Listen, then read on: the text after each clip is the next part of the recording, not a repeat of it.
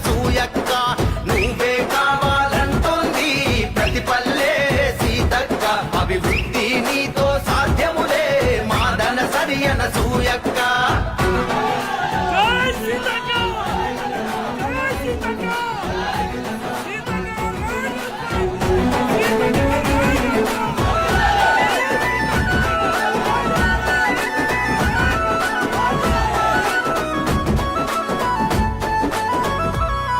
అరె కష్టకాలములో కంటి పాపగా తోడున్నది నువ్వే